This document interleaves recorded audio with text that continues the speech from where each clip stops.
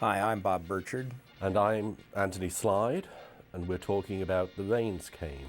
20th Century Fox production A200, made in 1939. The year some people have claimed is the biggest year or best year in the movies. There were 10 Academy Award nominees that year, including Dark Victory, Gone with the Wind, Goodbye, Mr. Chips, Love Affair, Mr. Smith Goes to Washington, Ninotchka, Stagecoach, Of Mice and Men, The Wizard of Oz, and Wuthering Heights. The Rains Came was not nominated for a Best Picture, but it was nominated for Best Art Direction, Best Film Editing, Best Musical Score, Best Sound Recording, and it won the award for Best Special Effects. About which obviously we'll be talking quite a bit later on. It's somewhat appropriate that as we sit down to record this, that it's raining cats and dogs outside in LA, and we're setting a record for rainfall that has stood since 1887.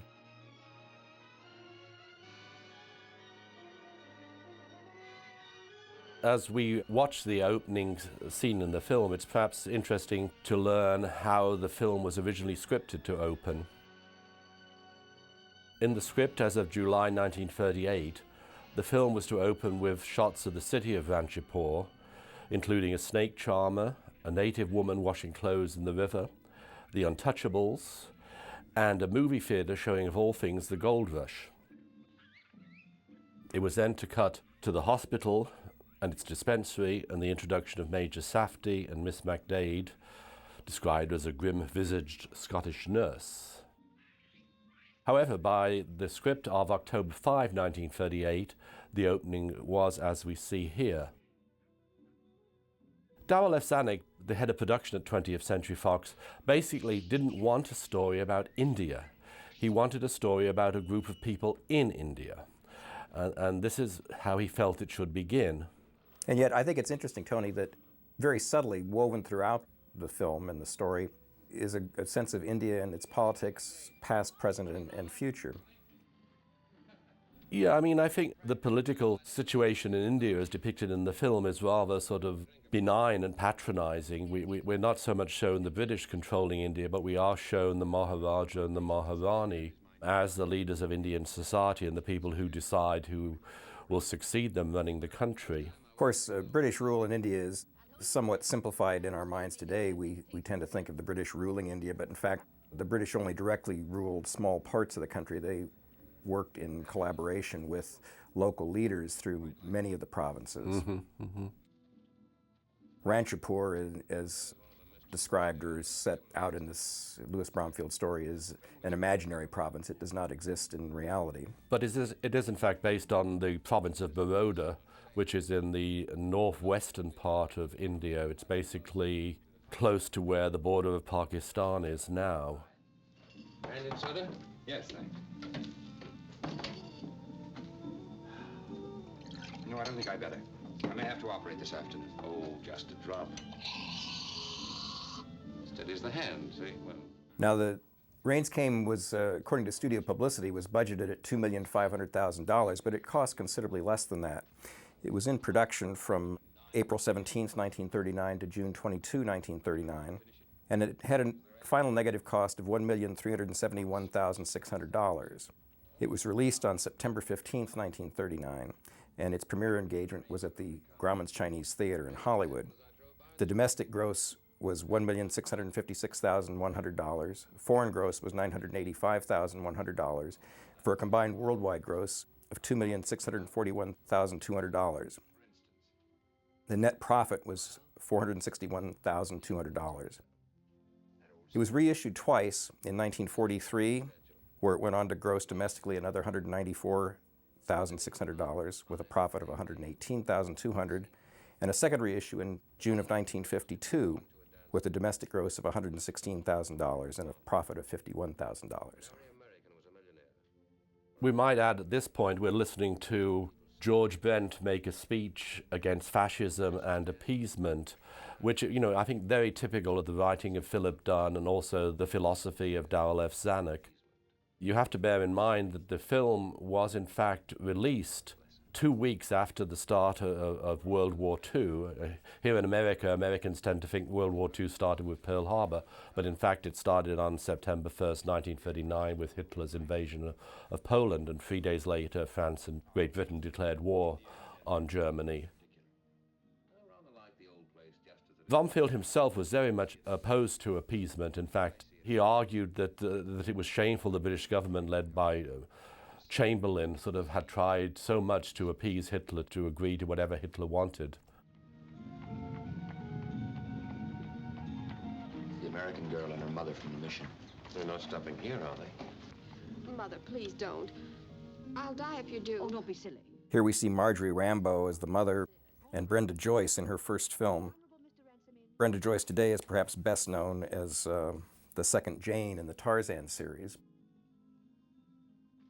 She was hired as a model. There was somewhat like with the search for Scarlett O'Hara, there was a search for the new leading lady for The Rains Came, and they hoped to generate a lot of publicity from that.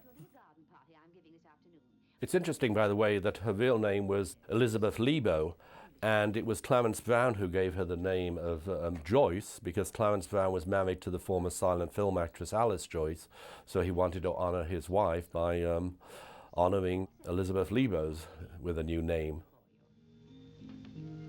Now, why did I say I'd go? You didn't. She did. As you mentioned, there was quite a lot of publicity in terms of casting the part of Fern. A great many sort of actresses were tested, supposedly 58 in all. 2 of them that we know of are Lorraine Day and Jean Parker. Thank you, my dear. Oh, you know Major Craddock and Mrs. Palmer, of course. How do you do? Mrs. Hoggett Egbury. How do you do? Darrell F. Zanuck came up with a list of casting suggestions for the film. Initially, to play Fern, he wanted Phyllis Brooks. To play Lord Eskeff, he wanted Reginald Owen. To play Major Safti, he wanted either Charles Boyer or Cesar Romero. To play Ransom, he wanted Ronald Colman. To play Lady Eskeff, he wanted Marlene Dietrich. And to play the Maharani, he wanted and got Maria Uspinskaya. Interestingly, Cesar Romero was actually announced for the picture, although he does not appear in it. Well, of course, he'd be under contract, presumably, to Fox at this time anyway. This is Jane Darwell, who went on to win an Oscar for her portrayal of Ma Jode in The Grapes of Wrath. She just does it to annoy me. Does what, dear? Sits there. I think the film makes strong use of character players. We already mentioned Marjorie Rambeau. We're shortly going to see Laura Hope Cruz as Lily Hoggett Egbury. And, of course, Henry Travers playing Jane Darwell's husband. It's a fairly high-powered group of character actors, and amazing because the roles are relatively small. Marjorie Rambeau actually began her career as an actress in Alaska as a teenager, working in the mining camps, and led a rather rugged life in the theater. She had appeared in A Modern Hero in 1934, an earlier film version of a Louis Bromfield novel. No, sirree. We've got a gentleman's agreement. Jane Darwell was a local Los Angeles area stage star who got into films early in the silent era, making a feature debut in 1914. No. What do you think you are, a 2-year-old? Working after hours in this heat. Henry Travers, many of you will remember as Clarence the Angel in It's a Wonderful Life. I had to keep one of my pupils after school. He'd been throwing spitballs. You'll be staying to tea, of course. Oh, he can't. He's going to the party. Oh, better hurry up. Darrell F. Zanuck wasn't the first Hollywood producer to be interested in filming the novel. David O. Selznick had acquired the page proofs prior to publication in September 1937. However, when he submitted it to the Production Code Administration, the Hollywood self-censoring body, he was warned that it would be impossible to film it because of illicit sex and adultery. Strangely enough, when Zanuck submitted his script, the Production Code found almost no problems whatsoever. No, only about 5 million people. It's reported that Zanuck actually paid $53,000 for the screen rights. It's so seldom out here one meets anyone from one of the real county families. Of course, you've heard the Eskers have just... One of the things I think that probably took some of the sting out of the property is there's a great deal of humor, especially in these early scenes, even though we're dealing with fairly adult situations. A mother trying to palm off her daughter on a rather ragged nobility, the rather tawdry life of Myrna Loy we'll see shortly. The film is steeped in a great deal of humor, and the characters have a lot of fun with the situations. Particularly, I think, George Brent as Ransom. Mr. Ransom, this is our little girl, our little daughter, Fern. How do you do? I've wanted so much for you two to know each other. Brent is a very interesting character. He's not very well remembered today, but he was a very successful leading man for many, many years. I beg your pardon? It'd be difficult to call him a star, but he played opposite many of the great leading ladies of the day. Ruth Chatterton, who he was married to briefly, Kay Francis, Betty Davis. Snakes have been a bit trying. He's a very fine actor. He was born in Ireland in 1904. His parents died when he was relatively young, and he was sent to live with relatives in America. He returned to Ireland and actually fought with the Irish Republican Army briefly, or was a dispatch carrier. When things got hot, he was actually an assistant to Michael Collins, and when Collins was murdered or assassinated... Not by the British, I may add. Brent was smuggled back out of the country and came back to America and pursued a career in acting. He had worked as an actor in Ireland briefly with the Abbey Players. Oh, I hope I'm not keeping you from your guests. I think it's sort of interesting, actually, we have George Brent here sort of espousing conservative causes, the morality of Queen Victoria, and here in a previous life he was a member of the IRA. What sort of things?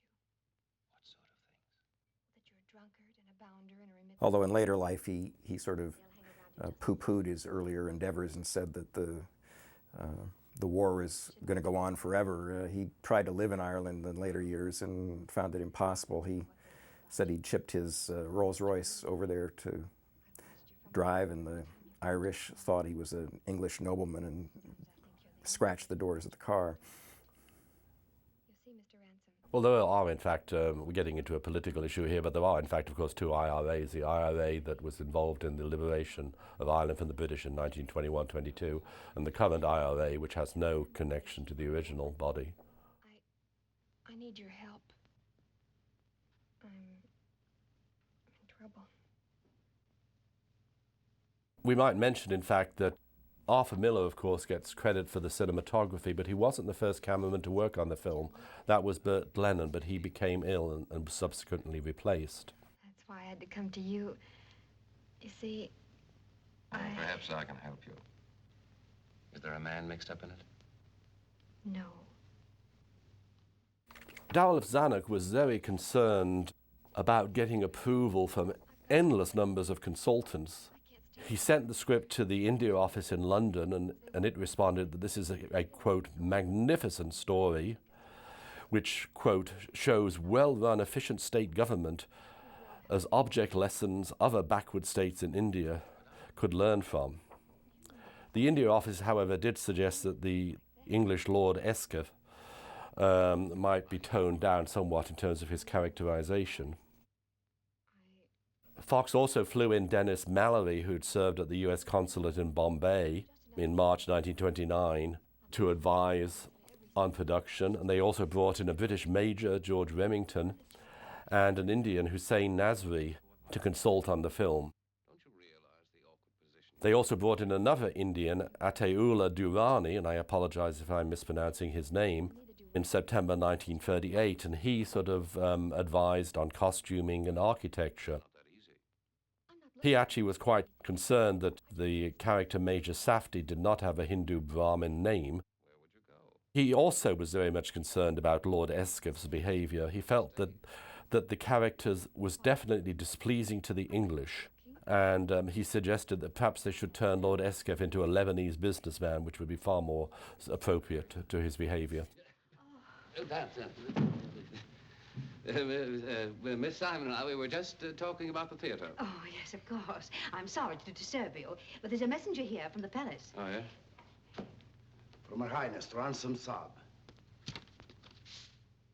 Now, the story that Rains came out of Louis Bromfield's travels to India in 1932. Bromfield was born in Ohio and published his first novel in 1923. He'd actually begun his career in 1920 with the City News Service and Associated Press as a journalist. He actually had a major success with his first novel, The Green Bay Tree, and for his third novel, Early Autumn, in 1926, he won the Pulitzer Prize. From the mid-1920s to the late 1930s, he was primarily based in Europe. And as Bob mentioned, he first visited India in 1932 as the guest of the Maharaja and Maharani of Baroda. He came back to the States and settled in Ohio in late 1930s as war clouds were gathering in Europe, and established an experimental farm. When Darryl Zanuck bought the novel The Rains Came, he also brought Bromfield to Hollywood and put him to work adapting or writing an original screenplay which would become Brigham Young Frontiersman. This was actually not the first time Bromfield had been to Hollywood. Goldwyn had actually signed him to a contract in 1929-1930, but Bromfield complained that he really had very little to do. There was only actually one film that came about as a result of that contract, and that's One Heavenly Night with Evelyn Leigh, for which Bromfield provided the original story. It's also interesting, by the way, that apparently Bromfield was one of the people who worked on the script for Dracula with Bela Lugosi. He certainly was involved in an early version of the script, although I'm sure that he had nothing to do with the film as released. The first film to be based on a story by Louis Bromfield is actually a silent film from 1925 titled Bobbed Hair, starring Mary Prevost. When you look through the films of the 30s, and actually the 1940s as well, there's a surprising number based on Louis Bromfield's work. A Modern Hero, for example, in 1934, which was directed by the great German director G.W. Pabst at Warner Brothers, that's based on the 1932 Louis Bromfield novel. Now it's interesting too with Fox, with all the stars they had. Myrna Loy was borrowed from MGM, the director Clarence Brown was borrowed from MGM, and George Brent was borrowed from Warner Brothers to appear in The Rains Came. Apparently, in return for loaning Tyrone Power to MGM for Marie Antoinette, MGM gave Fox not only Myrna Loy but also Spencer Tracy for the film Stanley and Livingston. So at this time, Tyrone Power is a far bigger star than either Myrna Loy or Spencer Tracy. How do you like the Maharani? Tough egg, isn't she? I call her the last queen. You know, nowadays when queens do everything in their power to look like... Myrna Loy began her professional career as a dancer, and her first job was in one of the prologues at Grauman's Egyptian Theater on Hollywood Boulevard in 1922. Can I just interrupt while we see this, the camera panning down the menu? This actually was added to the script by Clarence Brown, who for some reason felt it was sort of important, although it's hard now to know quite why. I'm sorry, Bob. In her early career, Myrna Loy was noted for playing Oriental sirens. It's hard to imagine, since she's best known today for her All-American Wife roles in the Thin Man series and in Mr. Blandings Builds His Dream House with Cary Grant, roles like that. Supposedly, she was fired by Darryl Zanuck when Zanuck was head of production at Warner's, didn't think she had any talent. She later became friends with Zanuck, but during production of The Rains Came, she said, "We were personal friends, but that was different from business, and he didn't have much regard for my talent." He called her into the office and said she wasn't really up to snuff on The Rains Came.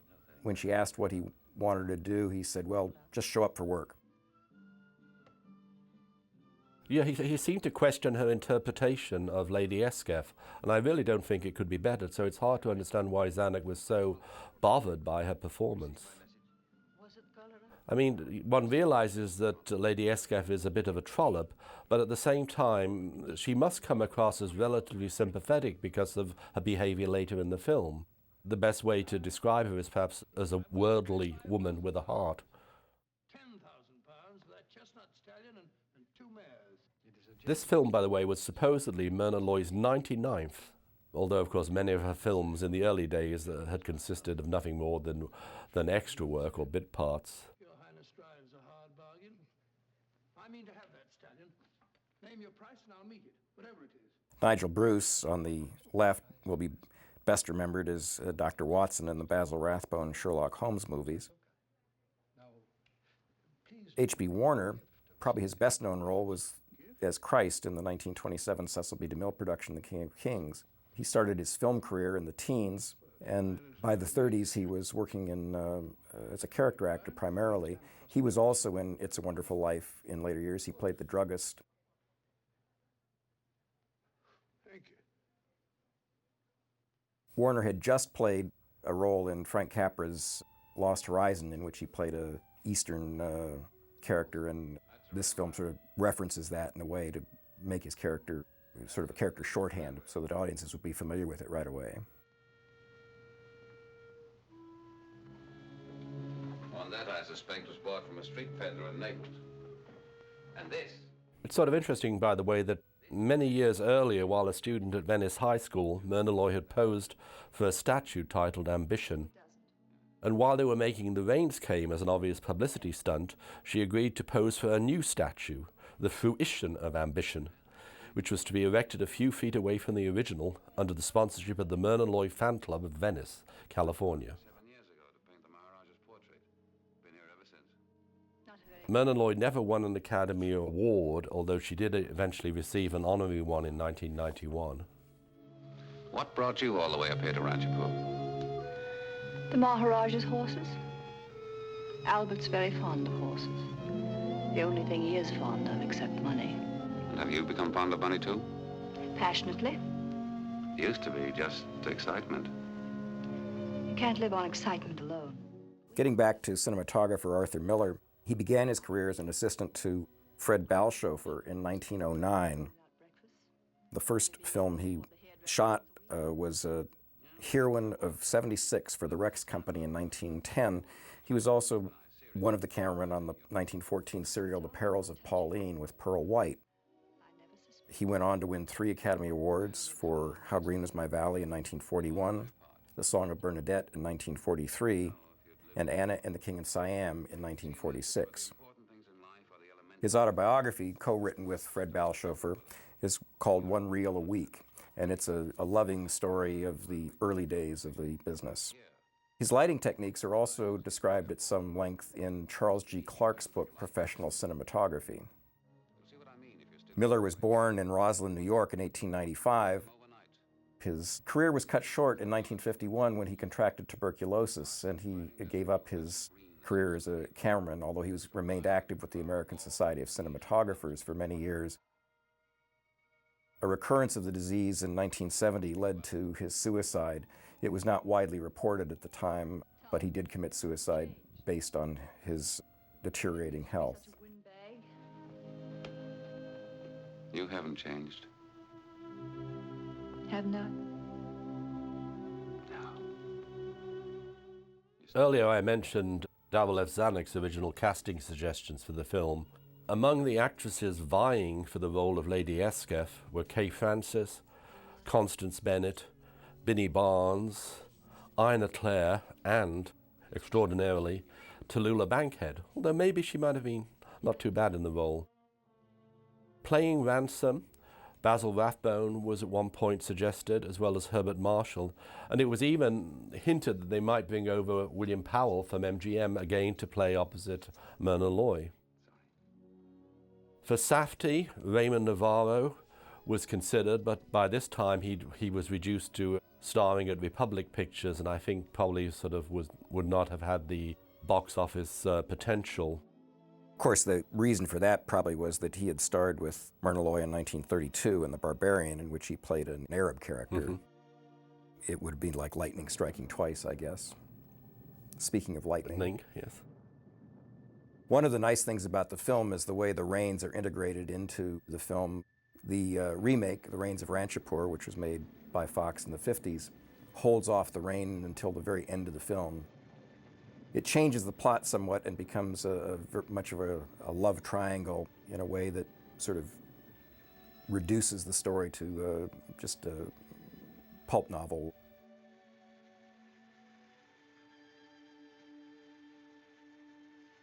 Now this scene is a direct lift from Clarence Brown's 1926 film Flesh and the Devil with Greta Garbo and John Gilbert.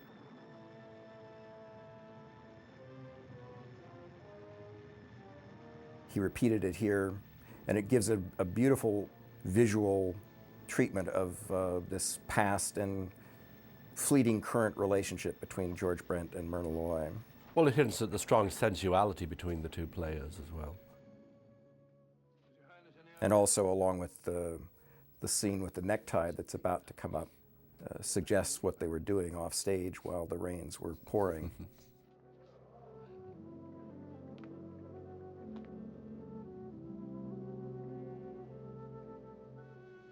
Maria Maria Uspensky was obviously the first choice for the Maharani, but it's interesting that the other actress suggested was also Russian, and that was Nazimova.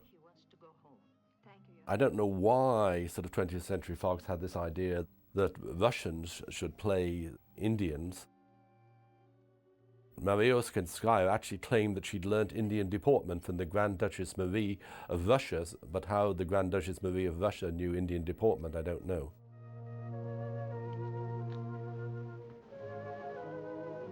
Who's the pale copper Apollo?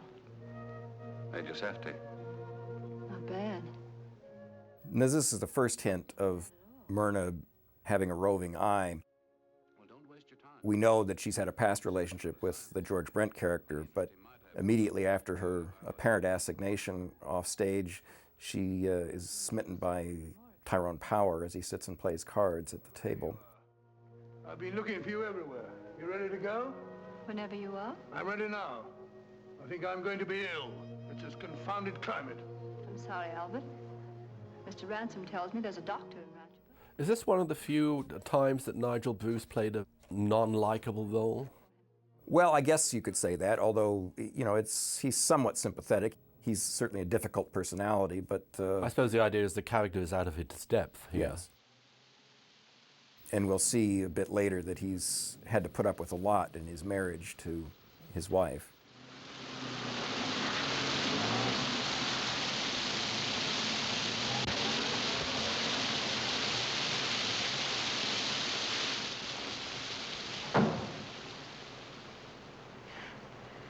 Hello.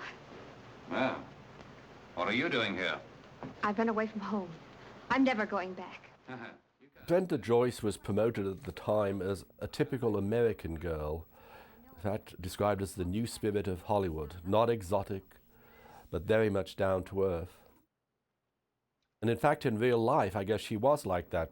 She went to the film's premiere with her longtime boyfriend, Owen Ward, who was studying to be an accountant, and in January 1941, she married him. Which apparently led 20th Century Fox to essentially graylist her for the balance of her contract, and she was given less than stellar roles from then on. Of course I have. Don't you see? Then everyone would think that... I think she's very serviceable. I don't think she's a great actress, but she certainly, you know, seems very competent. For her test at the studio for the role, she was actually directed by Tom Moore, who is not known as a director, but had been fairly well known in silent films as a leading man. Don't you dare laugh at me. Oh, listen to me, Charlie. What's this? You're soaking wet. I tried to find out what happened to Brenda Joyce. She is, we assume, still alive. And last heard of in the 1980s, she was running a Catholic resettlement office for refugees in Monterey. She did appear on a couple of episodes of Mr. Rogers' Neighborhood in the early 1970s on PBS. Seems to have been a very sensible woman.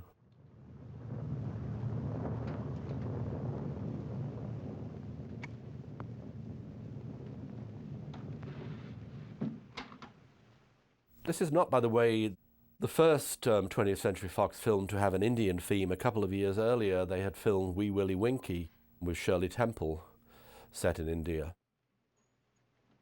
Now change into these. Find plenty of towels in the bathroom. Give yourself a good rub down. Oh. Clarence Brown started his career with director Maurice Tourneur as his assistant and took over the direction of The Last of the Mohicans in the early 1920s when Tourneur became ill. Clarence Brown then signed with Universal and made several very stylish films for that company, including Smoldering Fires and The Goose Woman. He signed with MGM in 1926 and spent the bulk of his career there. He was a very good personal friend of Louis B. Mayer. But In later years, he said his favorite filmmaking experience was at 20th Century Fox on The Rain Came. He said that at MGM, all the department heads fought with the director over control of their various areas, whereas at Fox, all the departments were in service of the director. Tourneur was known as a very visual stylist, and Brown inherited a lot of that. You'll see a lot of silent film technique in the film, using visual means to tell the story or forward the story. I'd be a fool if I didn't. You're lovely, Fern. Not nearly so much of a child as I thought.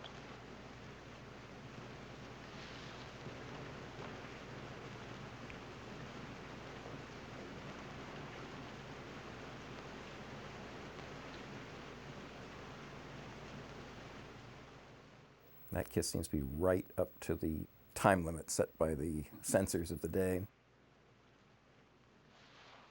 There's somebody there, behind the blind. John!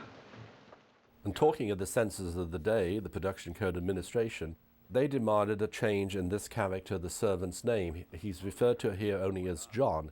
In the novel, he is John the Baptist, but that was considered derogatory to religious groups, and so, as I say, the name had to be changed simply to John. Strangely enough, the only other major concern that the production code had with The Rains Came was the fact that there were scenes showing animals drowning during the flood sequences, and they didn't think this was appropriate, even though apparently there's no evidence that any animals were actually harmed during production. Peaceful.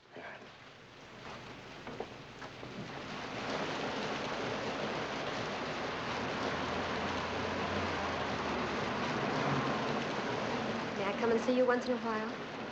Of course. See, that's important because I guess I love you. If I didn't, I wouldn't be going home now.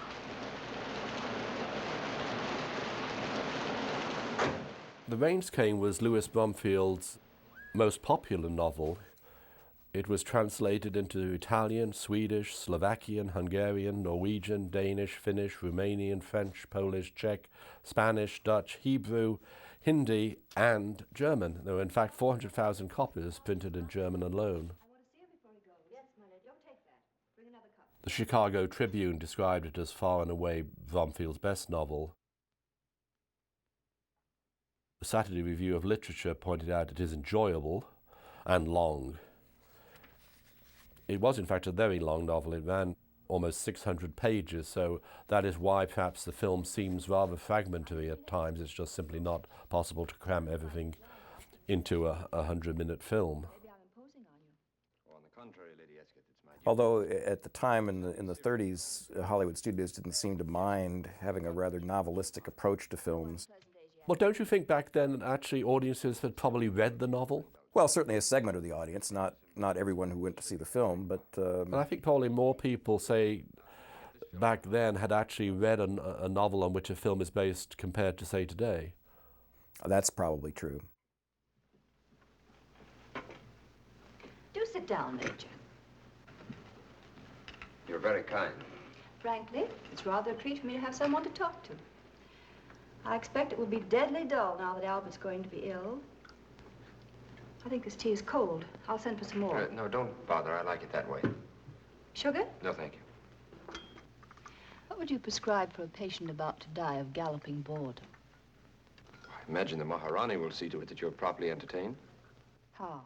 The Rains Came was Tyrone Power's 17th film and his 14th for 20th Century Fox. It had been preceded by Second Fiddle with Sonia Henney and was followed by Daytime Wife with Linda Darnell. So obviously Tyrone Power is being paired with all the major Fox contract stars. I wonder if he'd mind if I... 2 weeks into production, Tyrone Power married Annabella, the French actress. They didn't have time to take a honeymoon. In fact, they married in the afternoon, and Tyrone Power returned to work on the set the following day. Although Myrna Loy in her autobiography says that Tyrone Power was very nice and very much like he is his character in this film, she said there was nothing romantic going on between them, although she wouldn't have minded, but she said he was married to that damn French woman at the time.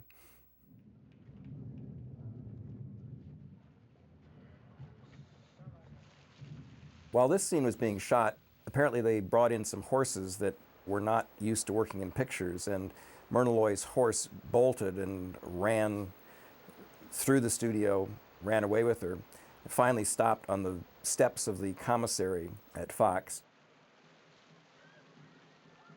Cowboys got on their horses and raced to try to rescue her. It was a wonder, she said, that she wasn't thrown or killed. What's this? The insane asylum? No, this is the Maharani's music school. Oh. Major Saab, Mama Saab, how are you? 20th Century Fox had sent a sound crew to Baroda in India to try and get background music for the film, but they subsequently hired Lal Chand Mehra to adapt Hindu melodies. He worked with David Buttall for the 20th Century Fox music department, stripping the Hindu music down to its fundamental notes. You like music? Oh, I have a box at Covent Garden as a matter of course. Frankly, I like this sort better.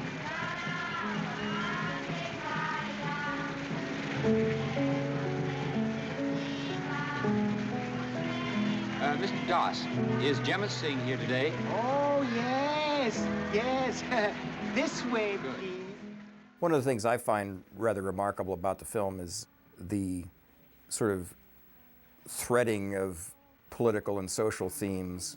They don't get in the way of the melodrama, but they're there for those who are aware of the political situation. We have George Brent, who reminisces about the glory days of the British Empire and Queen Victoria.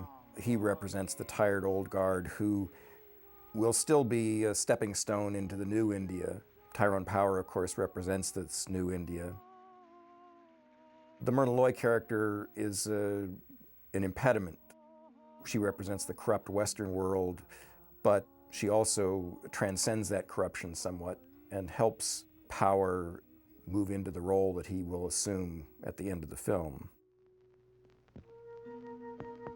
Do you know the song? Yes.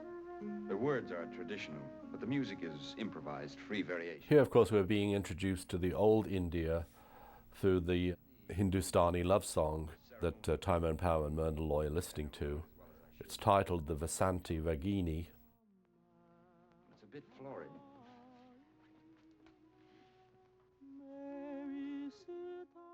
Power was from a long line of actors. His great-grandfather was an Irish comedian.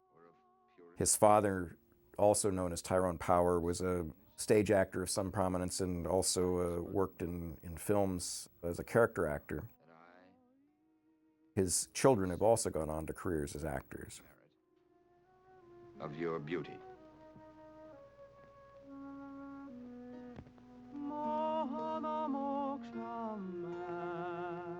Your hands hold my life. Lal Chand Mehra, responsible for the music, also appears as a Hindu priest in the Maharaja's death scene, chanting in Sanskrit from the Bhagavad Gita, the Hindu Bible.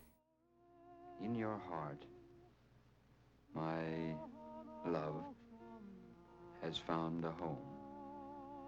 And it's interesting, in fact, that while we have quite remarkable Indian Hindu music here, that at the same time Dowlev Zanuck had Matt Gordon and Harry Revel write a pop song titled The Rains Came, which was promoted but didn't do too well.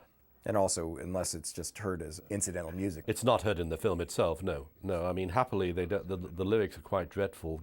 I'll quote you them. The rains came from the sky, the moment you said goodbye. A cloud burst, deep, deep inside. I think we'll stick with the Hindu music. Matt Gordon was an interesting character, very heavy set, and wrote songs in films with a number of collaborators, including Harry Revel, of course, and Harry Warren. And Harry Warren. Gordon also was a favorite of Zanuck and appears in several films in cameo roles. Yeah, in fact, Matt Gordon and Harry Revel also wrote a theme song for Dowlev Zanuck's previous disaster film in Old Chicago. What sort of a woman is Lady Escott? Lady Escott? Why? The Major brought her here yesterday to show her the hospital. He's out with her again today. Zanuck is known for his ability in molding scripts. He started his career as a writer, self-published a book which he used to open doors at Warner Brothers, and he wrote for Rin Tin Tin in the silent era and then became head of production. The interesting thing about Zanuck is at Fox he seemed to have this incredible ability to deal with literary material and bring out the best in scripts. His own scripts at Warner's in the late 20s don't show any evidence of any great story sense. He wrote the most melodramatic of things, like In Old San Francisco and Noah's Ark. You know, it's hard to imagine. I guess he grew into the role of producer and studio head. I'm always very impressed whenever I go through his story files, the fact that he does seem able to read an entire script in a matter of 2 or 3 hours and visualize exactly how it should look on screen. His story notes are very impressive, really. I mean, he analyzes and deconstructs the script and can tell the screenwriter exactly what is needed. Well, and I think the evidence is on the screen. You know, at the time, MGM's films were considered the creme de la creme of the industry, and yet over the years, the Fox films seem to have worn much better than their reputations at the time.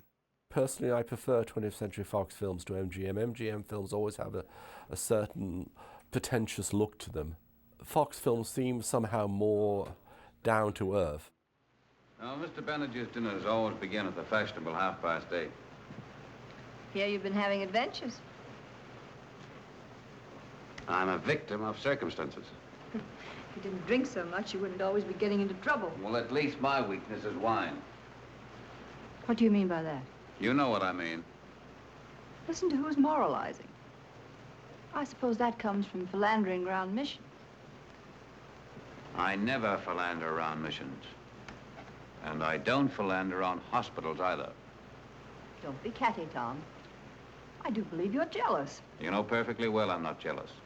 If there ever was anything between us, we both know it's finished now, dead and gone.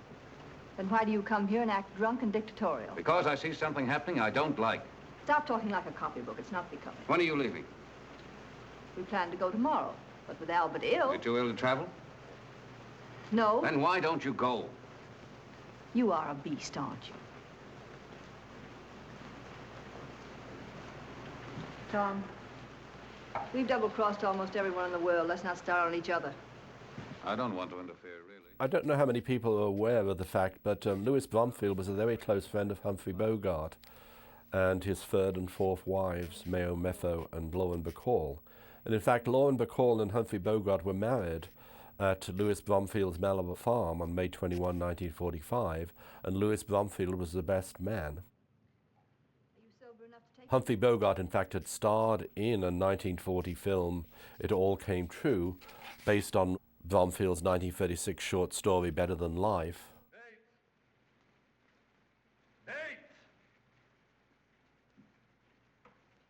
Now, when the rains came, Nigel Bruce, as we see, is ill with high blood pressure and perhaps other maladies of traveling. In the remake, Rains of Ranchapur, the character played by Michael Rennie is mauled by a tiger in a tiger hunt. The relationship between the Indian doctor and the husband is much more pointed in terms of their battling over the affections of the Lana Turner character, who takes the place of the Myrna Loy character in this film. Get out! Yes, my lord. Come here! Close those. Suppose you'd like me to die of malaria. No, my lord. Here again we're about to see an interesting way around censorship as Nigel makes a mark in his little black book of his wife's transgressions. Well, also, I think, emphasizing just how many lovers she's had as well. Yes, but in a tasteful and subtle way.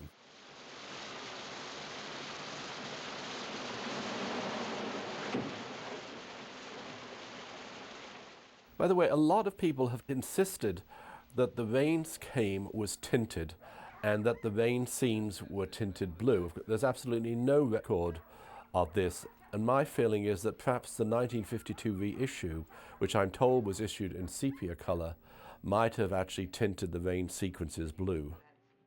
Well, it's quite possible. A lot of films were tinted in this period, although there's no real record of it these days.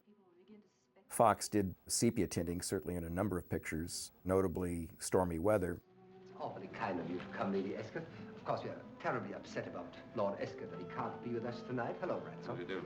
I believe you know almost everyone from the palace. You know Rashid Ali Khan, of course, and... The fellow in the Tales is Joseph Schildkraut, who first gained screen fame in the 20s, working with Cecil B. DeMille in The Road to Yesterday and several other films. He was the adopted son of the Jewish Yiddish theater actor Rudolf Schildkraut.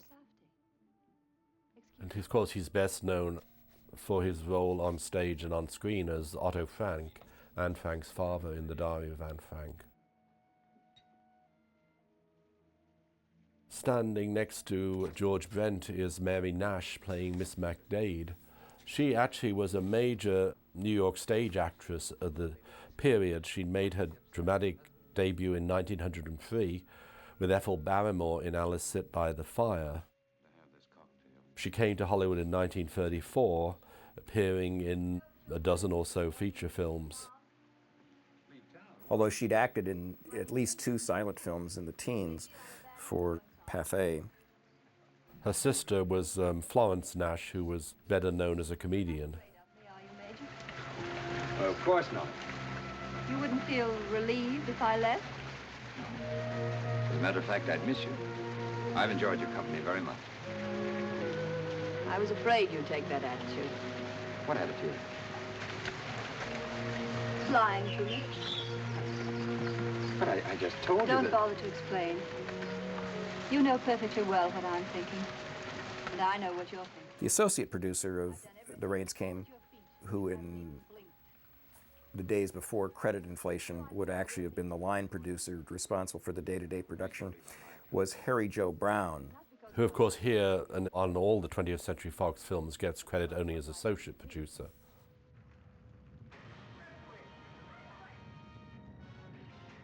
Brown was born in 1890 and studied law, worked as a newspaperman, and also as an actor. He got into films in various capacities, supposedly worked in the electrical department on Erich von Stroheim's Foolish Wives in 1922. By 1924, he was producing westerns with Fred Thompson, a former military chaplain and an Olympic athlete who went on to become a very popular western star in the 20s. Brown sort of alternated between big budget pictures like this, The Rains Came, and westerns. In the 1950s, he teamed with actor Randolph Scott in a very, very fine series of western films. We're now, of course, seeing some of the spectacular special effects created by Fred Serson. Now, it's interesting here, this is the first time we learn that there's actually a dam above the city. There's been no reference to it earlier. We've not seen it. This had given the studio some concern how to suggest the dam's presence rather than suddenly abruptly having it burst. It had even been suggested that Lord Eskeff should be shown to have actually sort of been responsible for building the dam and using shoddy construction techniques. There was also a scene in the script at one point which would have an Indian worker on a ladder inspecting the front of the dam for cracks, followed by a shot of an Indian engineer in a tower telephoning the city to warn that the dam was about to break, as it just has. Ultimately, I presume it was felt that it was unimportant. The flood is more of a symbolic thing in the story, and the mechanics of how there came to be a dam and its weakening just aren't that important to the overall impact in the story.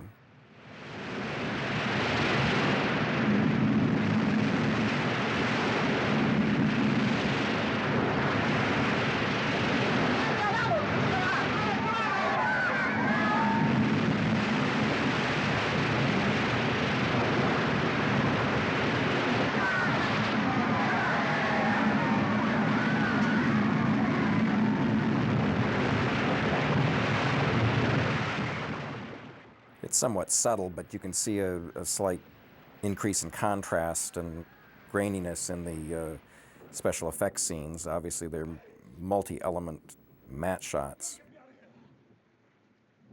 Now, this sequence here between the butler and Nigel Bruce bothered Darryl F. Zanuck quite a bit. He really felt that it was cliched to have the butler, played by Herbert Evans, turn upon Nigel Bruce. But surprisingly, he allowed it to stay in the script and in the film.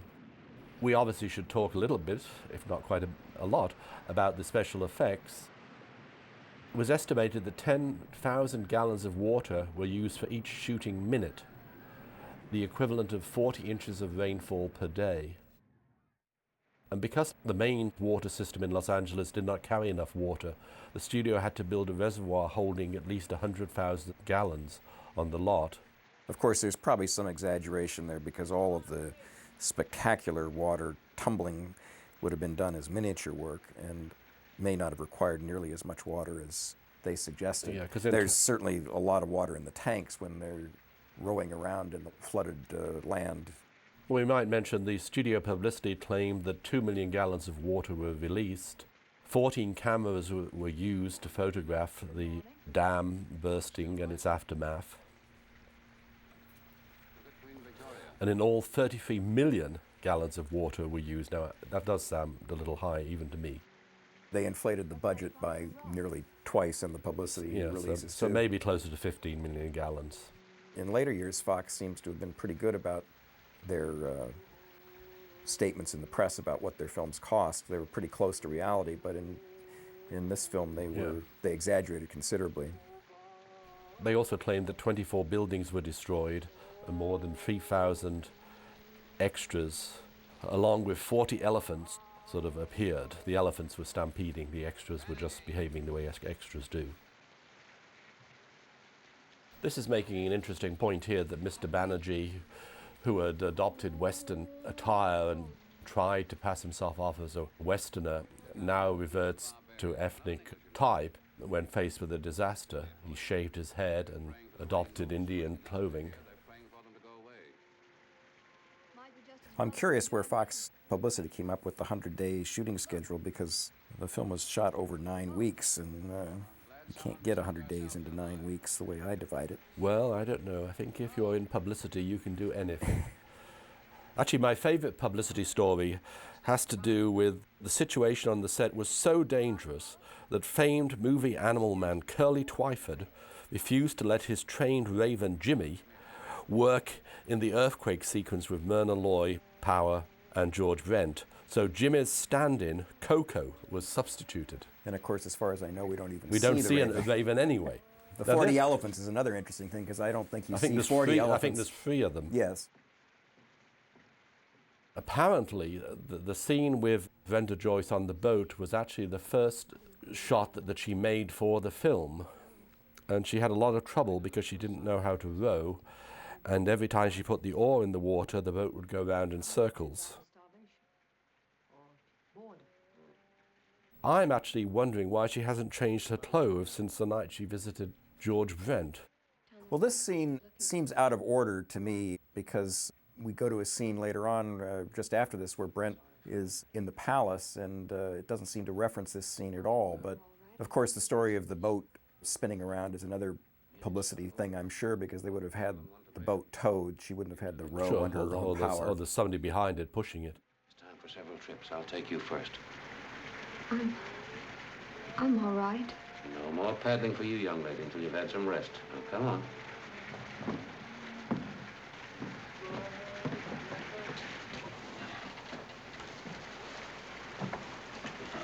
I don't need any rest. Come over here now and lie down.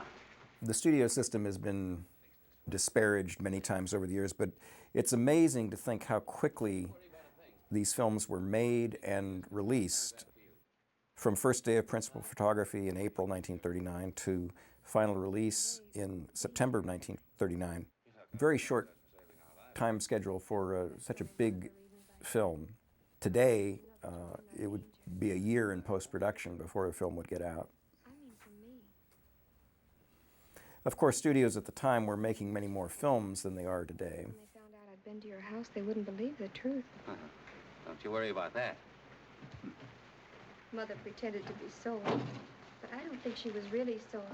We should perhaps mention the work of Fred Serson, who was responsible for the special effects.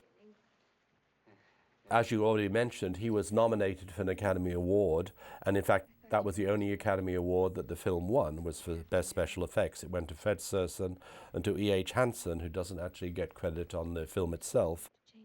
It is interesting that this film beat out both Gone with the Wind and The Wizard of Oz for special effects.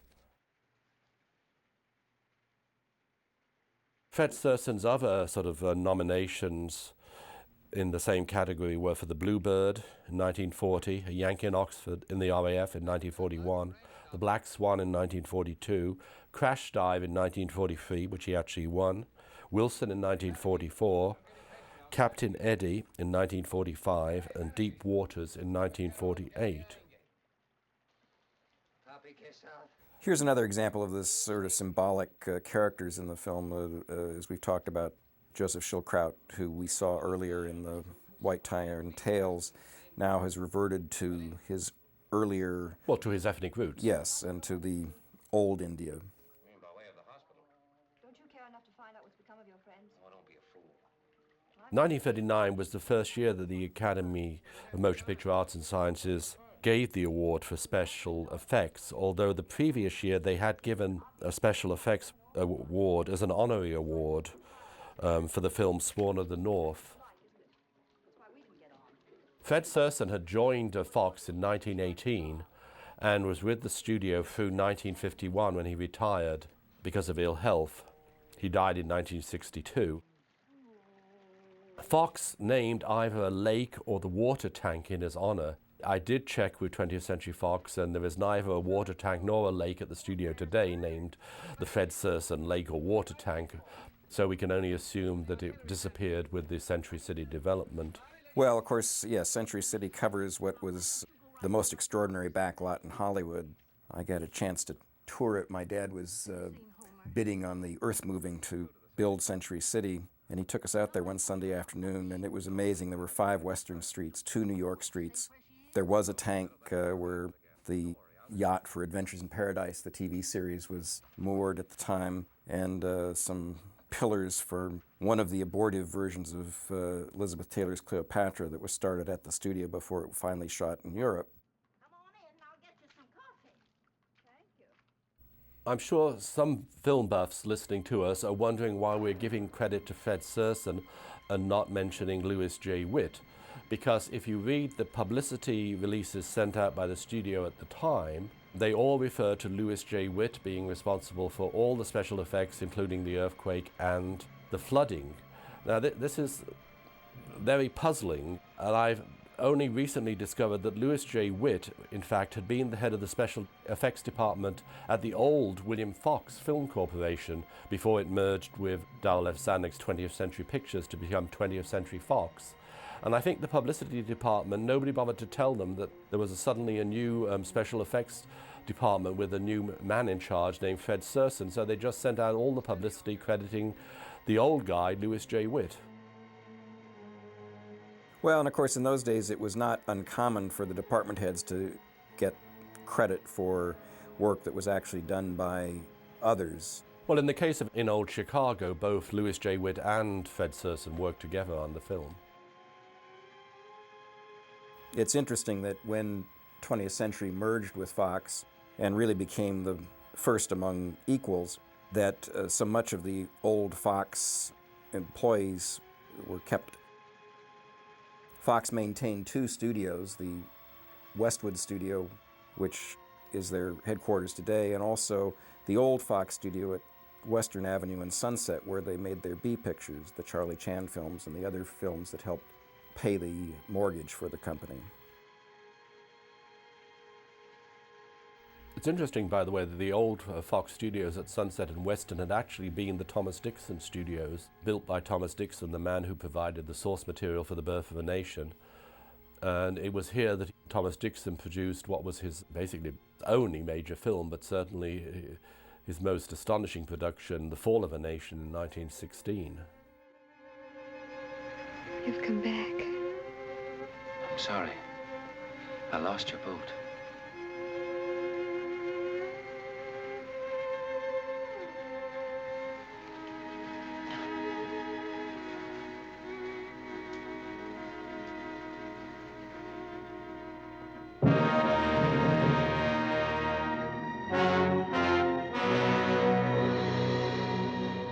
Achedyoyang dayoyang kledyo shoshevachaha nitya sarvagataha sthanur chaloyang sanatanaha ajayate mriyate va kadachinnayang bhutva bhavata va nabhuya. The Fox Film Corporation goes back to 1915 and was an outgrowth of William Fox's interests in theaters and film distribution. William Fox operated the Greater New York Film Rental Company and fought the Motion Picture Patents Company in the teens.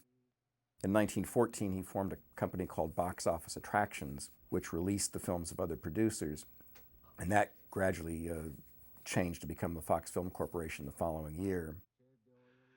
Fox was organized largely by production units based around directors, and although that structure changed somewhat when 20th Century took over in 1935, where the associate producer had a lot more to do with the day-to-day production.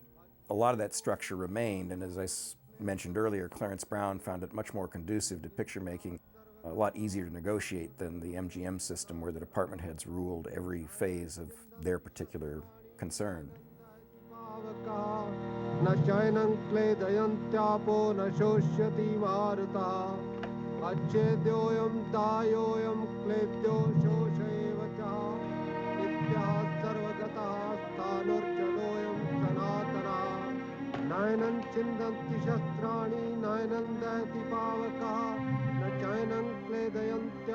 Close the door.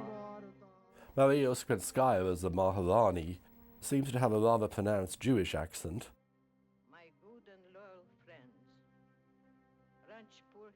I do find it sort of interesting, actually, that, of course, there are no actors of color in this film, that all the Indians are basically played by American actors in what might be called blackface, really. Yes, they used a lot of Bolamania or Bolarmenia as... Yeah.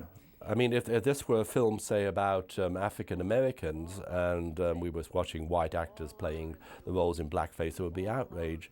But somehow we sort of accept the fact that Tyrone Power, Joseph Schildkraut as Mr. Banerjee, maybe less Maria Uspensky, but all these actors are not Indians. Now, I can understand the fact, of course, that probably were very few, if any, Indian actors available to Hollywood at the time. But even so, I think it's sort of remarkable. I proclaim a state of emergency to exist in Ranchipur.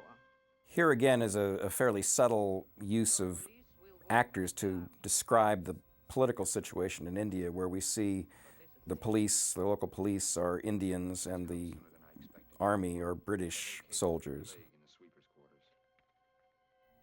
As we've already said, Tyrone Power is representative of modern India. He's of ancient Indian or Rajput stock, but he was educated at Johns Hopkins University. In a way, he isn't Eurasian, but he does come across as a Eurasian. The rest of you know your duty.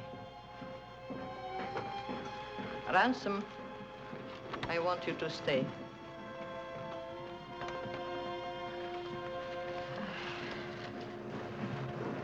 Give me a cigarette. One of the things that I find interesting here is this relationship between the Maharaja and the Maharani and the George Brent character. He has been hired to come to paint a portrait of the Maharaja, which he's never completed, and yet they call on him, or she calls on him in this moment of dire need to sort of lead and be her whip to get things moving in the province. Well, presumably they liked having Ransom around because he has a sense of humor and a sort of hint of cynicism, a very sort of English hint of cynicism. And I suppose also because he is British and of the nobility, that he could bridge the gap between the local native rule and the British rule. It's interesting, we see Maria Uspensky smoking throughout the film, and unfortunately she died in 1949 as a result of a fire caused by smoking in bed. Doing anything but just standing there. I'm sorry.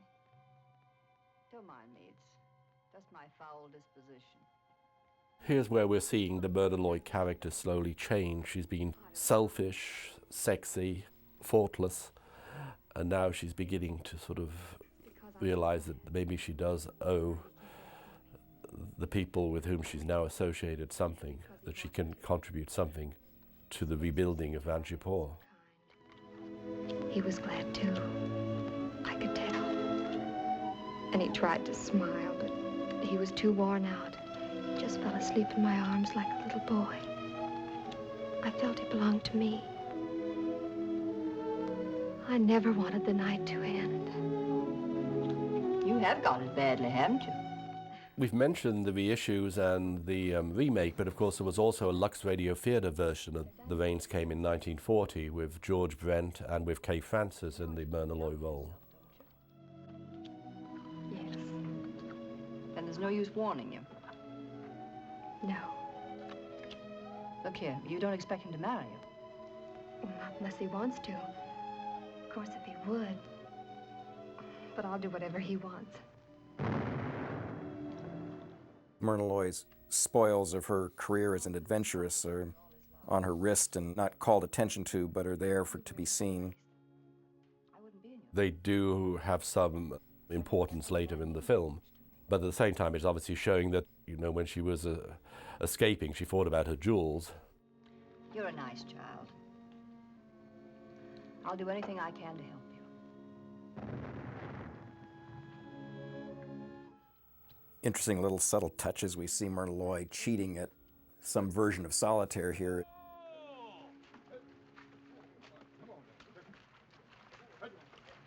Here are the 40 elephants we've heard so much about. All three of them. Well, what's this? Barnum and Bailey's come to town?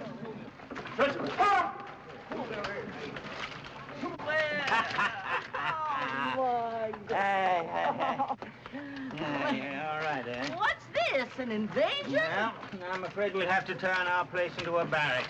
So many of the children will... The art direction, I think, is quite remarkable in the film.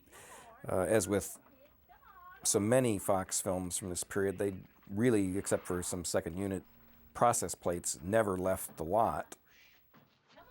No, it's surprising. They did, as I said, they did go to India to record some music, but they never sort of considered going to India to shoot any background or any second unit. I expect to have to feed an army. Next time, pick him up and show him where to clean up.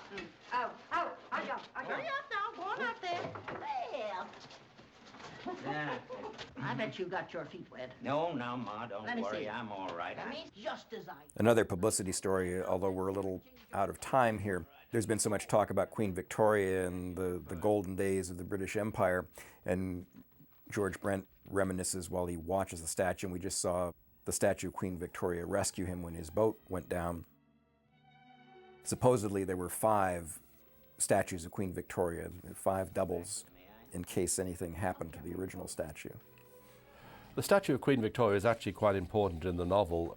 After the floods and the earthquake, it's the statue of Queen Victoria alone that stands above the waterline in Vanjipur. Best I've ever heard of. Are you ready? Every bed in the hospital's filled and not half enough doctors and nurses to go around. Now that Maharani sent out a call for volunteers. Goodbye, Weena. Goodbye, sir. Did you ever ride an elephant?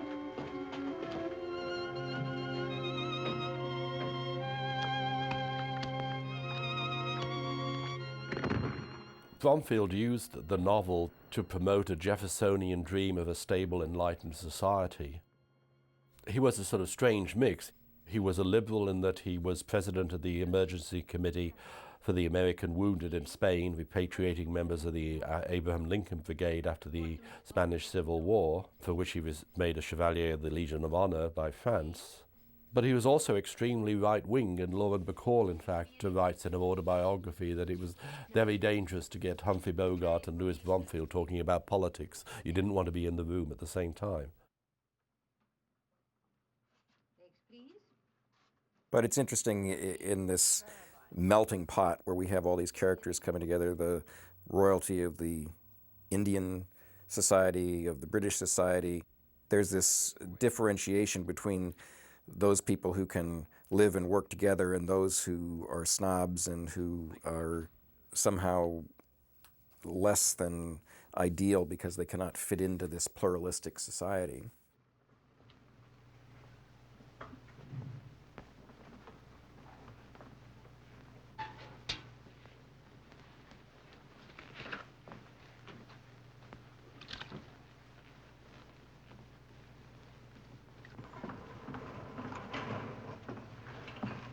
What is she doing here?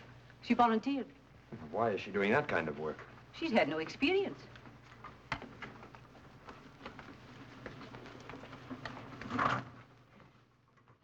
It has been noted that Lady Eskeff, the Myrna Loy character, is named Edwina, which also happens to be the name of Lord Louis Mountbatten's wife, Edwina Mountbatten.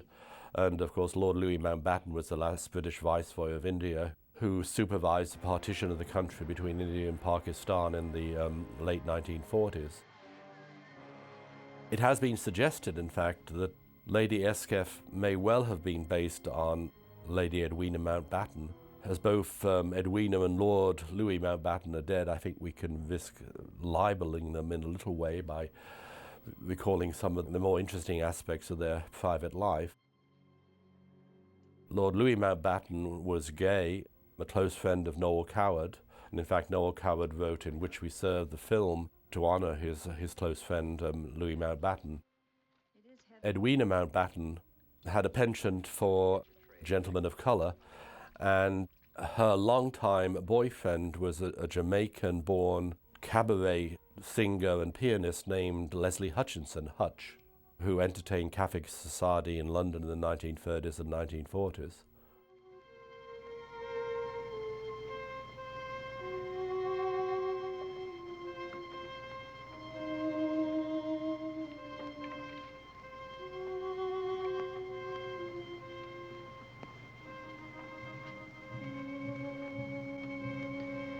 Laying a hand on their head doesn't really help much, except that it gives them courage. You see, they know I'm of high caste. For centuries, they've been made to step aside so their shadows won't fall on us and pollute us. And again, here's an example of Tyrone Power as the new India going across the caste system to comfort the stricken in the flood. It's interesting also the way his character has matured in the film. He seemed rather superficial, a little too young and dashing in the early scenes. And now he's been able to sort of deal with sort of major crisis, and he's come through strongly.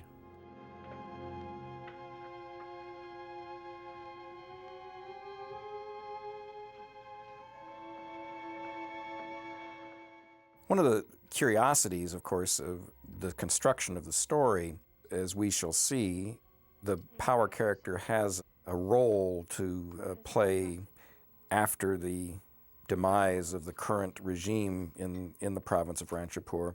And there's nothing that's hinted about that before it actually comes up in conversation between Maria Spinskaya and George Brent later in the film. One wonders almost, is sort of Tyrone Power their son? Because the way the Maharani decides that he's going to succeed her husband, it's almost as if he is the son, or at least the adopted son. Well, he's certainly the substitute son, because she pointedly says she doesn't have any children, although she wishes that she did.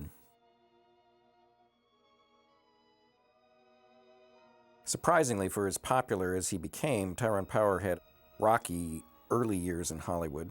Didn't get many breaks at all, but director Henry King championed him. He, of course, at Fox became their top male star, appearing in films like Alexander's Ragtime Band and In Old Chicago and The Razor's Edge. Just remember that you're in constant danger. Don't forget to use plenty of disinfectant. We mustn't let it... Here, of course, he adopts a pencil-thin moustache, which was what George Brent was very famous for. Yes, it's somewhat odd that they would have both men wearing mustaches. Hedda Hopper claimed in her column that Tyrone Power's moustache is fake. You'll have to watch the film very closely and see if it sort of changes position at all from scene to scene. Durga, got a call from the hospital for more linen, 250 pairs of sheets. This will give you authority to take what you want from the Rajputana Textile Company. If Mr. Motilal, the manager, objects, send him to me. Yes, sir. And I shall introduce him to my pet lions who will feed on his liver. Yes, sir. Watch out. Watch out.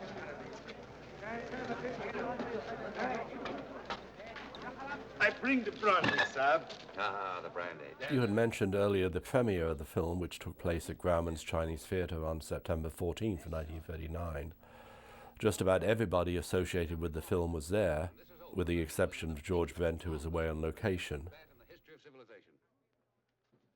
Tyrone Power came with his sister Anne because his wife Annabella had returned to Europe to try and bring her mother to the United States.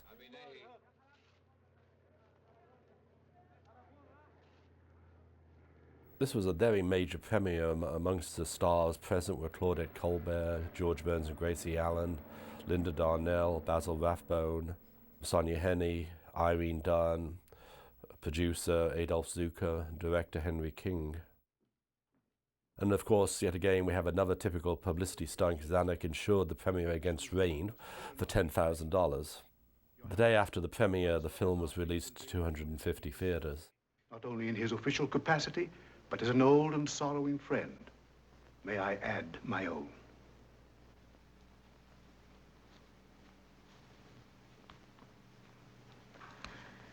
I am grateful to the Viceroy, but more than sympathy, I need cooperation. We were talking earlier about the two cameramen, Burt Glennon, who started the film, and Arthur Miller, who finished it. One of the things in the studio system at that time, every cinematographer was expected to have his own lighting style, but equally expected to know how other cameramen lit, because on any given day they could be moved from picture to picture depending on illness or schedule. But to what extent do you think that Clarence Brown dictated the lighting? Because it does strike me that this is so beautifully lit and it is reminiscent of a lot of Clarence Brown's films. I think that certainly the scene that we described earlier with the cigarette between Myrna Loy and George Brent is a direct lift from Flesh and the Devil, so he certainly had a sense of what he wanted. But the film has the look of other 20th Century Fox films from the period. What is Lady Esk doing at the hospital? Every conceivable, filthy and drudging task. Yes, I suppose Miss McDade would have seen to that. But why is she there?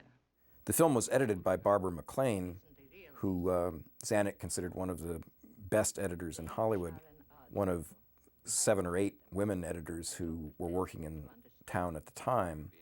She went on to become head of the Fox editorial department.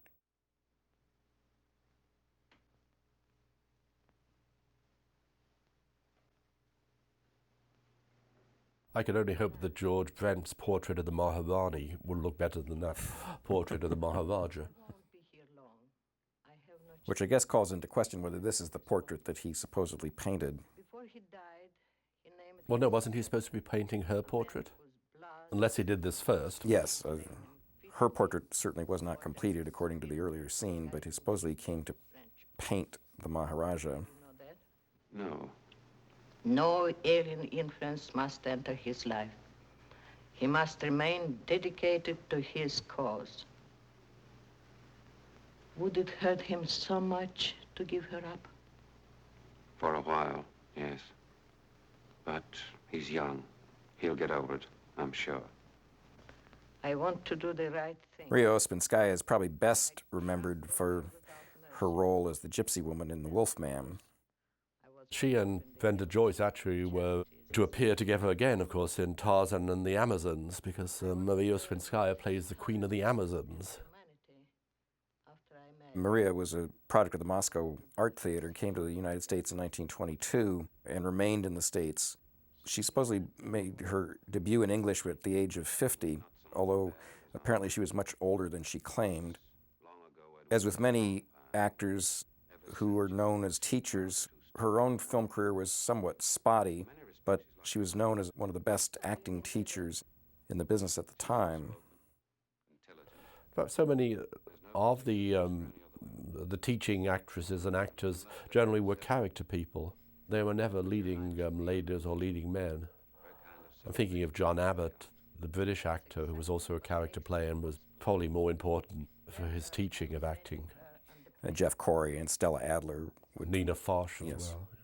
How long since you've been to bed? Oh, perhaps a day or two. I don't remember.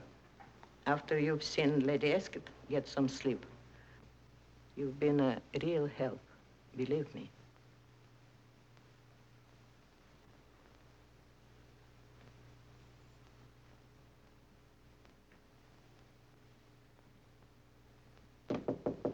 Come in. Hello, Tom. Hello. Ever tried to curl your hair without a curling iron? No. Alcohol's a precious commodity these days, not to be used for purposes of mere vanity. Sit down. On Satya's bed. She's my roommate, a Norch dancer. Been hearing dreadful things about you. Seems you've become a shockingly useful citizen. Can't help myself. It's a conspiracy. Why so glum? Why so cheerful? I'm young again, that's why. I feel exactly as I did the day of my first real dance. And a scene like this, again, I think points to the strengths in the film, where the dialogue is both oblique and on point, and the setting complements what is going on in the action. The one that's in the cabinet now spilled strawberry jam on it. I tried to scratch his eyes out. The authorities intervened.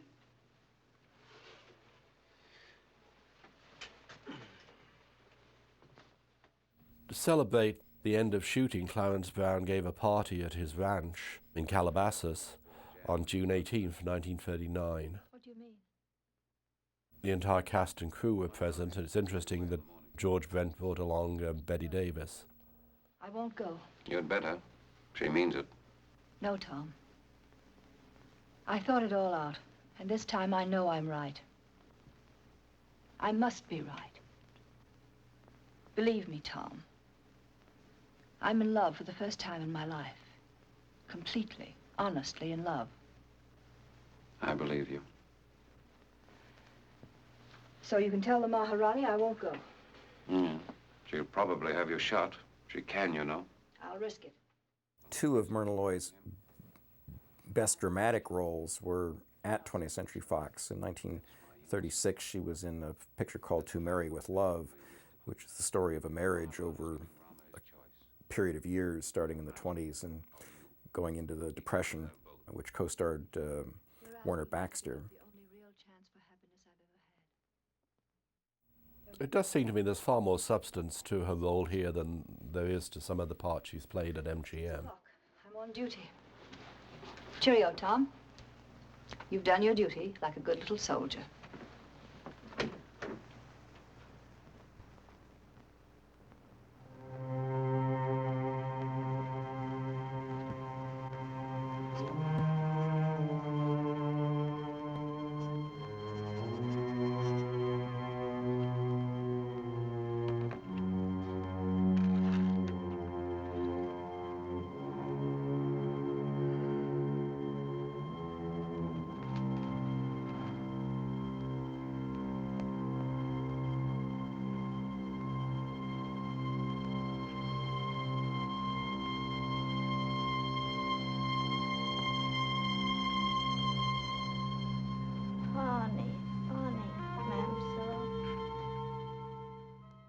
This whole sequence is played with quite remarkable subtlety. And again, I think you see Brown's experience in silent film in that... Because there is really no dialogue. There's no dialogue to speak of, and yet you know exactly what's going on. It's very visual. But it doesn't telescope the action. It doesn't make you say, hey, that glass of water, that glass. It's really beautifully underplayed and constructed.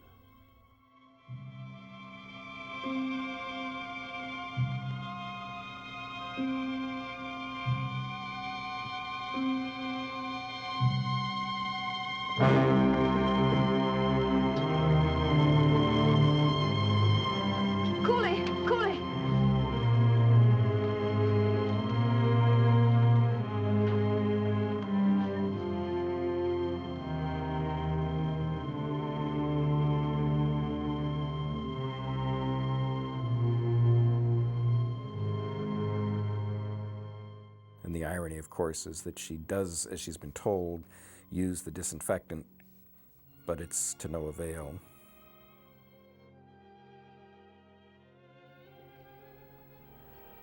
She dies in a way through self-sacrifice. There was no need for her to take over sort of the fanning of the patients as she does.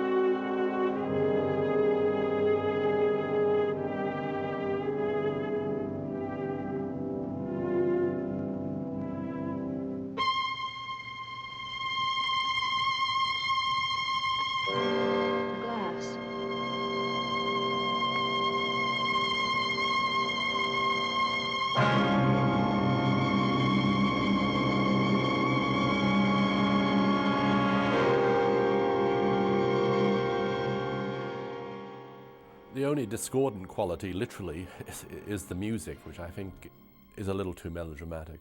A little heavy, and also you can just hear some producers saying nobody's going to know what's going on unless she says the glass, and I'm sure they added that in post-production after the scene was shot.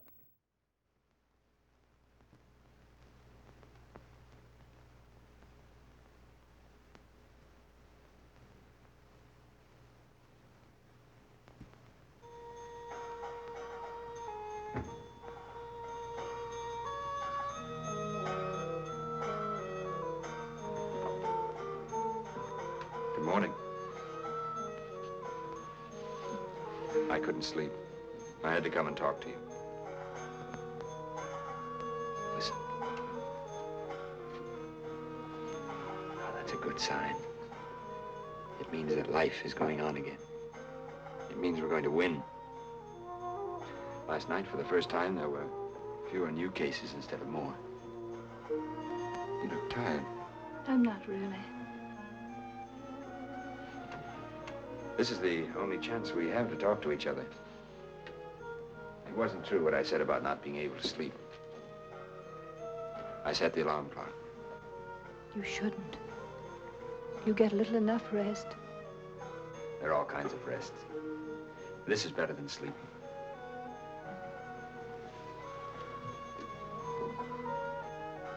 Tom tells me that you're leaving today. Yes.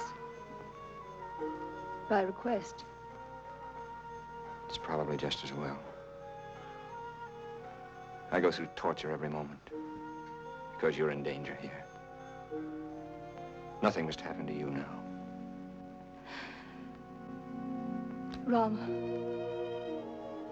What's the matter? Nothing. It just makes me so happy to hear you say that. I never thought when I first met you. It seemed so long ago. Of course, there's a little bit of poetic license here. As a doctor, you think he might notice the sweat on her brow, but... Well, he will in a few minutes when he holds her in his arms. Not to the woman I knew then. No, I think you're someone different. Please don't think that I'm just being mystical and Indian, but I can't connect you with her. That woman I met at the Summer Palace, so shiny and glossy and so crafty for what she wanted. Oh, yes, I knew what you wanted. And I was tempted. That's why I stayed for a cup of lukewarm tea, which I hate. And you were trying so hard to make me believe you were respectable and inexperienced. But wait, I don't think much of respectability. I think a great deal more of truth. Maybe that's why I hesitated then. And later when I pretended I didn't find you exciting. Something held me back. I must have seen the other woman within you. The one that came here. scrubbed floors and emptied slop pails and fought nausea and weariness and fear. Contemporary reviewers were not totally enthusiastic about the film. The New York Times announced that it appears to have defied translation to the screen. Edwin Shallot, the film critic for the Los Angeles Times, and believe me, back then the Los Angeles Times never met a film it didn't like, Edwin Shallot actually wrote, "That it is free from fault is too much to say, but the debits are well compensated for by the credits in this production." Maybe in your heart you're laughing at me. No. No.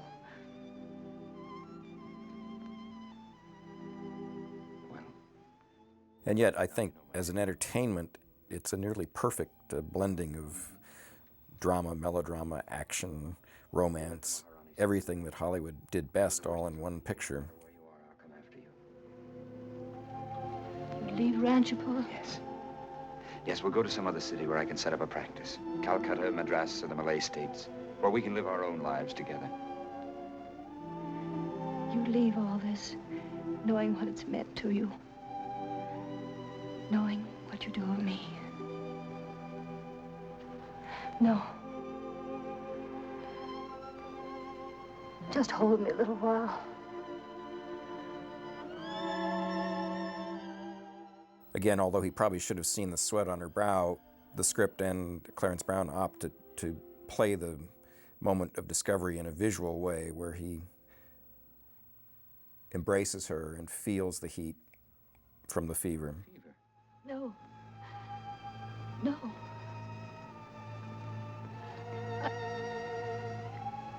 I'm just tired.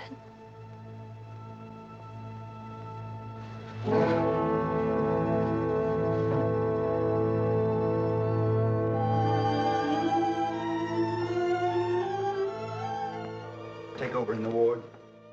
Very interesting, subtle things in the set, too. We've seen the earthquake and the flood and these, they're not called attention to, but these trees that have been brought in to prop up the walls in the background in the set. Very nice detail in the art direction.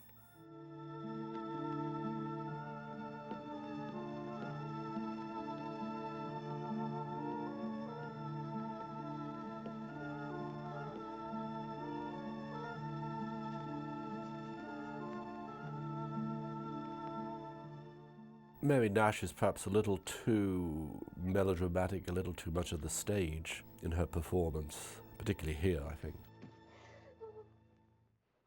But as we mentioned earlier, she really is from an earlier time, dating back to the early 1900s. 1903, yeah.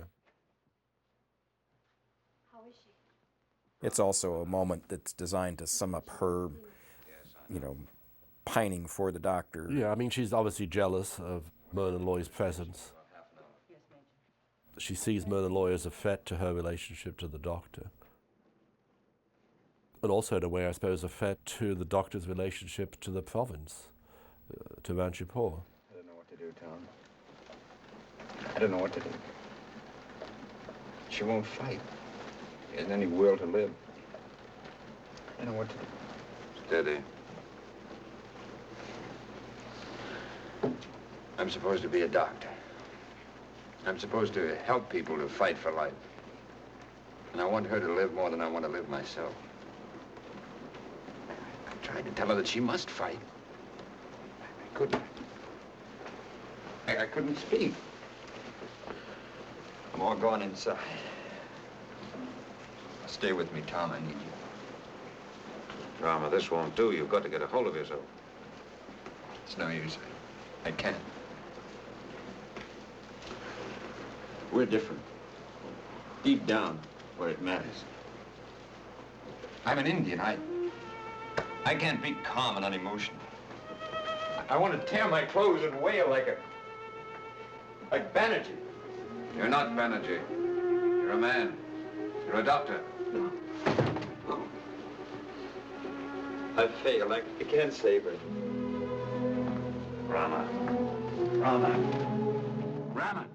And of course, the earlier melodramatic moment is echoed here in a purely symbolic scene where George Brent is the transitional figure from British rule keeping a stiff upper lip. Yes, keeping a stiff upper lip and encouraging the new India from reverting back to the old India, as Mr. Banerjee did earlier in the film.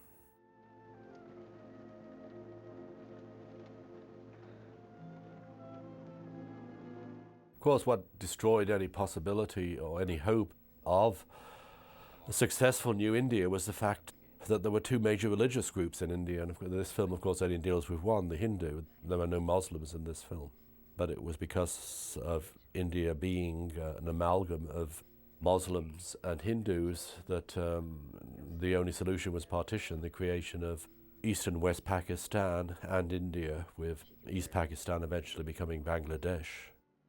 And of course the disputed territory of Kashmir, disputed which to still this day. to this day.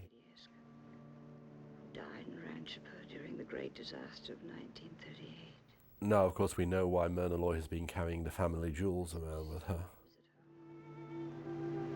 We like stories like that.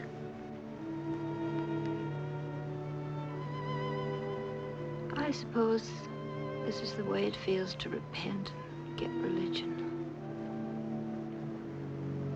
Giving away my worldly goods. Anyway, it's a nice feeling. A very interesting speech, because she still doesn't seem to accept religion as the basis of her conversion, but she accepts the feeling. Don't look so unhappy. I'm not. Well, in a way, she's sacrificed herself for India. Her love of Safti has ultimately led to her sacrificing her life for modern India. Although I think her sacrifice is strictly for him, not for the larger cause of India. And I think that's what the meaning of this speech is that she isn't really looking toward the larger goal, but just the personal interaction.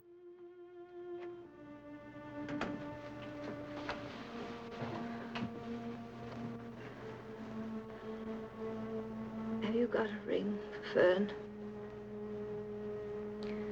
Does she like sapphires? There's a condition attached. You'll have to marry her. You said you'd do anything. Yes, but I'd be no good for her. Stop bragging. She's mad about it. She thinks you're a god. That's what you've always wanted.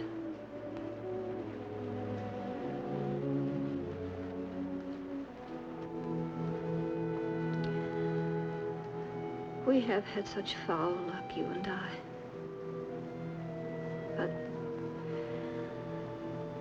you've picked a winner at last. And of course, this speech suggests that their earlier relationship was more important than it has seemed up until this point.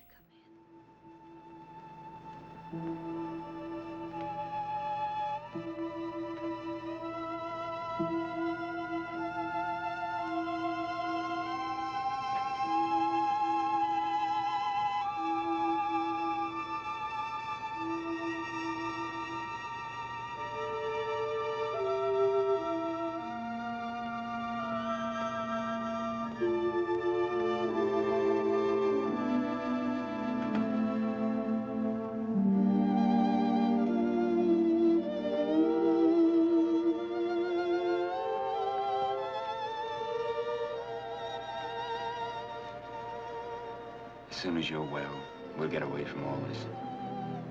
Of course. I've thought it all out. We won't be running away from anything, because there won't be anybody else in the world but ourselves. We'll have each other. Yeah. Just you and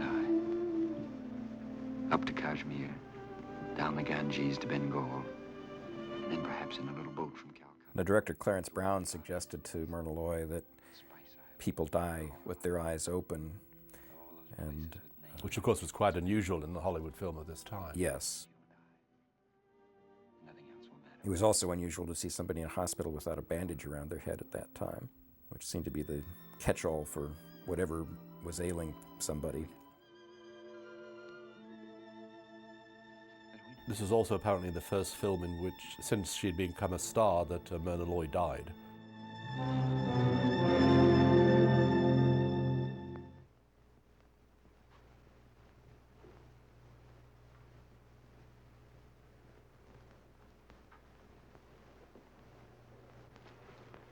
This time it has been built to stand as long as you live and your children.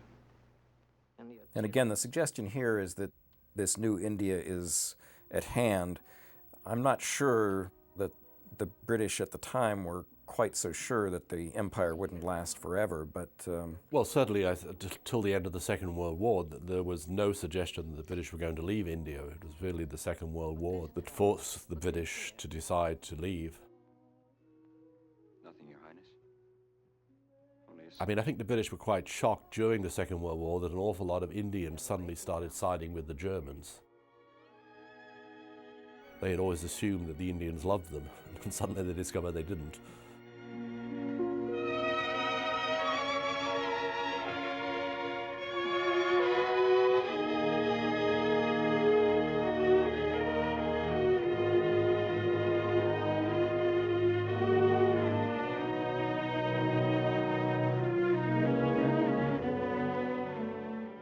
And in a way, here's Maria Spinskaya as the old India. Retreating even before her death. Scene, yeah.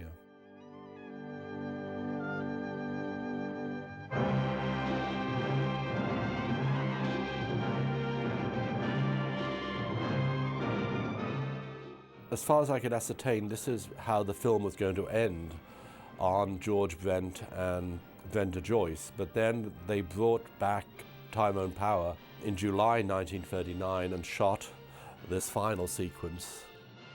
Presumably they decided Tyrone Power was a more dominant figure in the film and they needed a sort of more triumphant note on which to conclude. Well, the whole ending is so many films, especially Fox films this period, you have sort of a symbolic curtain call with all the characters lined up for their last bow. Yeah, a little difficult here because we've already lost Myrna Loy, but anyway. Well, Bob, it's been fun as always, and I'm glad the rains came. I only wish I could have got in that sort of famous line about the remake, The Rains of Ranchipur, that it never rains, but it ranchipurs. Well, I'm glad you didn't get that in, as a matter of fact. I think that The Rains Came is one of the classic Hollywood films, really much better than the sum of its parts, and a real testament to what was best about Hollywood in the golden age. And I think really a tribute to the major creative filmmaker, Darryl F. Zanuck.